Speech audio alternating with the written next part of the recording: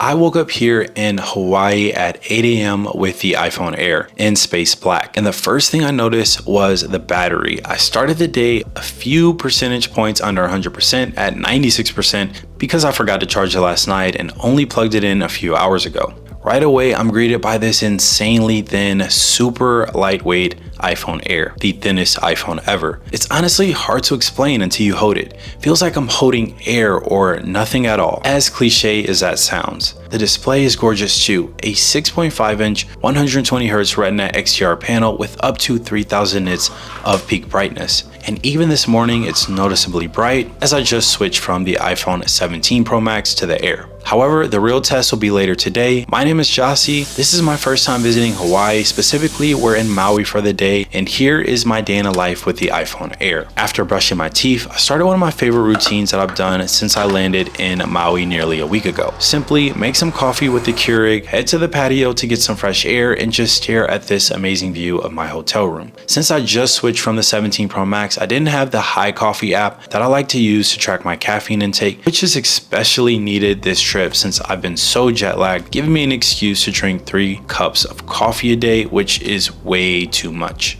I didn't know how many milligrams of caffeine one Keurig cup has, so I took a picture and asked ChatGPT. I got a vague range between 75 milligrams to about 150 milligrams, so I just met in the middle and logged 125 milligrams. As I mentioned earlier, this is the thinnest iPhone ever. And with a phone this thin, you can't help but wonder, did Apple sacrifice battery life, performance, or even the camera just to make it this slim? It only has one dual fusion camera, so there are definitely some trade-offs to test, and since I'm here in Hawaii, it feels like the perfect place to see if the iPhone Air can keep up, from shooting travel photos to lasting throughout long days when you really depend on your phone. I snapped some pictures and a few videos to test the camera's quality and zoom.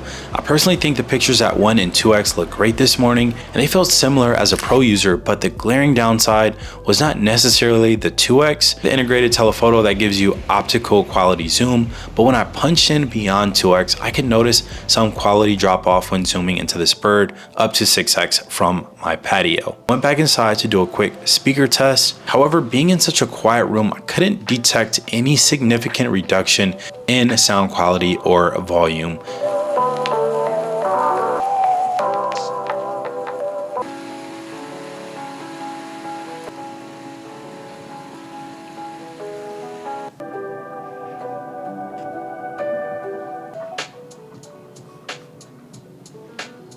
I can't emphasize enough how thin and light this device is. Despite some compromises, when you hold it and feel how noticeably thinner it is compared to the iPhone 17 Pro Max, it's easy to understand why average consumers would choose this device. If the phone does get hot, you'll primarily feel the heat at the top near the plateau. Since it's 6.5 inches long, you're likely holding the bottom half anyways. Any tendency to heat up more frequently might not even be noticeable.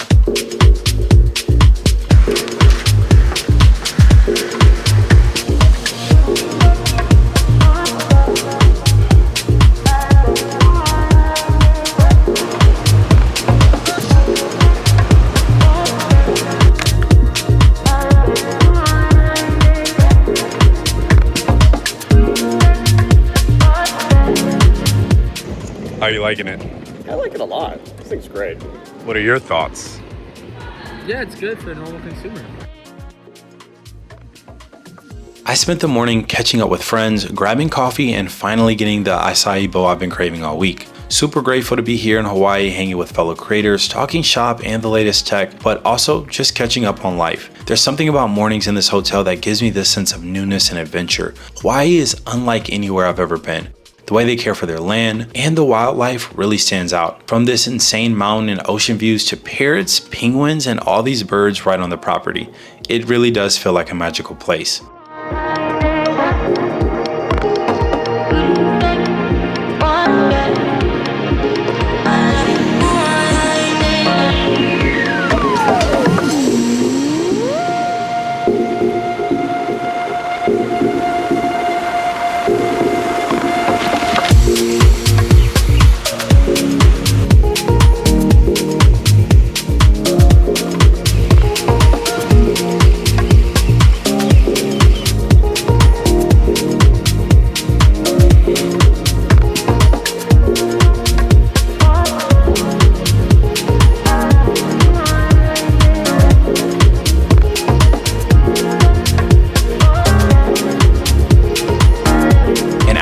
absolutely smashing that Hawaiian latte and acai bowl, I hit the gym, knocked out a pull workout. I went for a 2-mile run just to shake out the legs and stay ready when I'm back in New York City. A little time on feet here can make a big difference once I'm back in training mode. By noon, I noticed the iPhone Air's battery dipping faster than expected. To be fair, I had downloaded a bunch of apps, hopped on and off of Wi-Fi, and shot a ton of photos and video. That type of stuff really drains the phone, especially when you're traveling. Plus, since this is a brand new device, it's also doing a lot of background work in things like indexing photos and syncing iCloud, so it makes sense the battery's working overtime right now. It's one of those things that's fine at home, but when you're on a trip, you'll notice it a lot more. All right, so I have a few observations that I've made while running with the iPhone Air.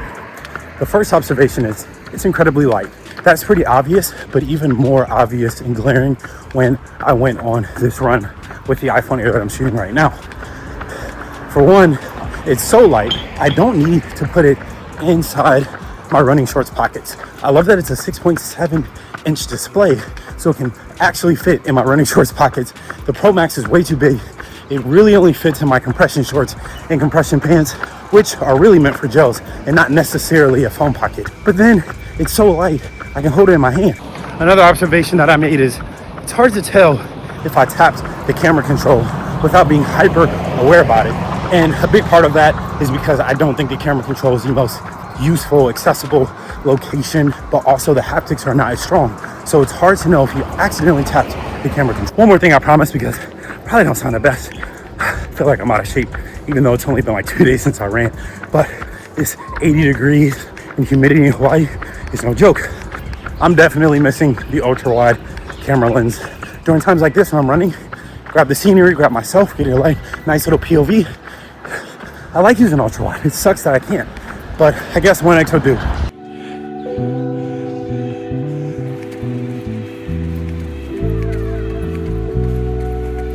After the workout and run, I headed over to Whalers Village, partly because I'm running out of clothes, but also just to check on some of the local spots outside the hotel.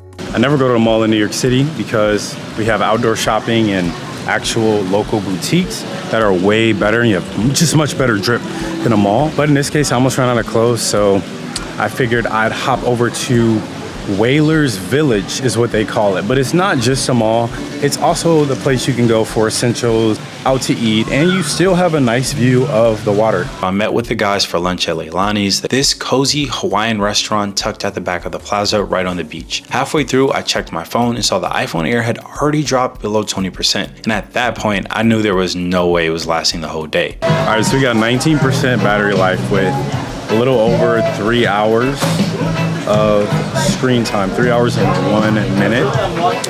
I did download quite a few apps this morning, so I think I front loaded a lot of the usage and power earlier. Max says he has how much battery life? Mine is 47 right now. 47. Yeah. I think the tricky thing with these day in the life videos is you try your best to not be a power user, which I typically am, but it's almost impossible because I want to show you guys a bunch of different use cases, downloading apps, running maps, a bunch of screen time, and also testing the camera. But I got 30% less battery life than you, so maybe it just needs time to calibrate or whatever. How long have you been using it for? I've been using it since launch day, so the 5th, Friday. About a week. Actually, a week tonight. I'm at 2 hours and 58 minutes of screen on. We do have our special. For 2 hours, 50 minutes of screen time. They changed the battery metric so I can't see what it is after I charge it to 100%. And how much battery life do you have?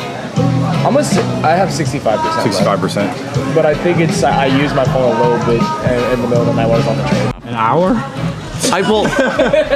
Screen on time's a bad metric. It's like using AirPods and Apple Watch and all that other stuff. It was really good. I don't know. It didn't have much of banana taste though, but it was like a weird. More mango than anything else, but it was really good. I'm gonna have to run that back tonight. Yeah. Good call. It's fresh. Mm-hmm. Exactly. Yeah. Can't beat that. Can I also have a bento box, please?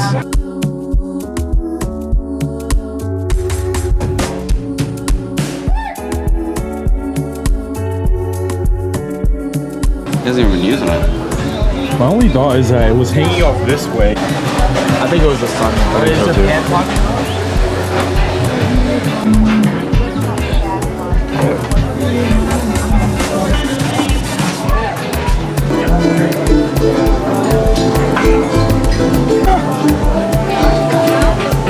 Okay, there we go. After lunch, we stopped at Island Vintage Coffee because if you know me, you know whenever I visit a new place, my #1 goal is to hit as many cafes as possible. It's my way of expanding my coffee palette, you could say, while really stepping into the local culture. We also swung by Maui Gym, the sunglass brand that started right here in Lehaina back in the 80s. Their frames had this cool laid-back vibe that felt like Stussy meets Oakley.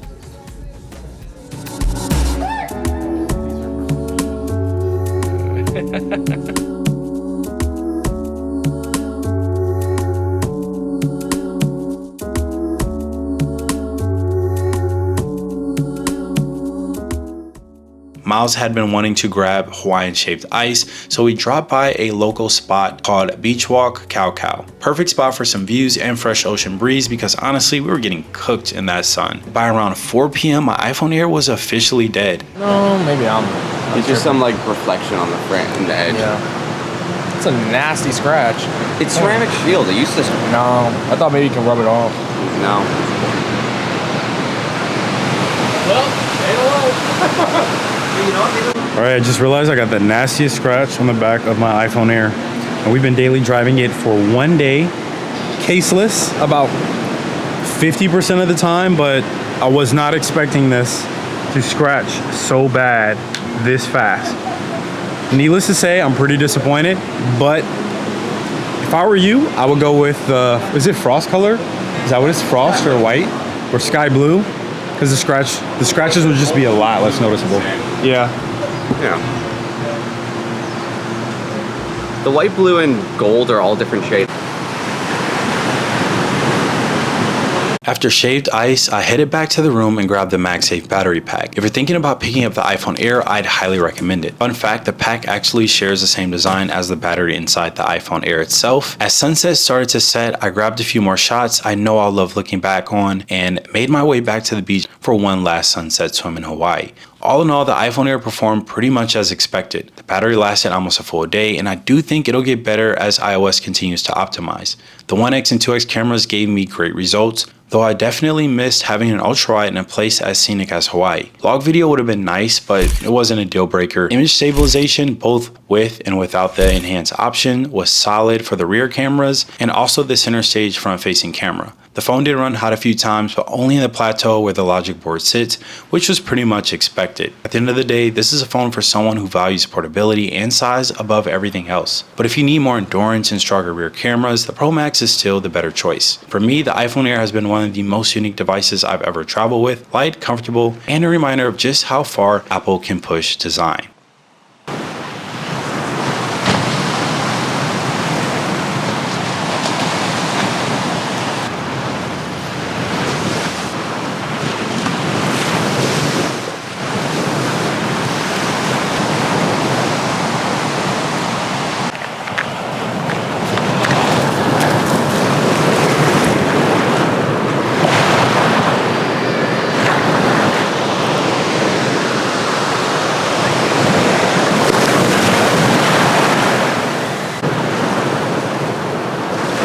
All right, so that wraps up today's video. I'm gonna be enjoying this last sunset here in Maui. For my first ever trip to Hawaii, it is beyond gorgeous, and I hope this video was able to showcase even just a little bit of how wonderful Hawaii is and my experience using the iPhone Air. With that said, I'll see you guys in the next one. Be sure to give this video a thumbs up if you want to see an actual full comprehensive review. Comment below some of your thoughts. Do you think the iPhone Air is practical for your everyday user, or do you think less battery life and not having an ultra wide is something you're unwilling to compromise?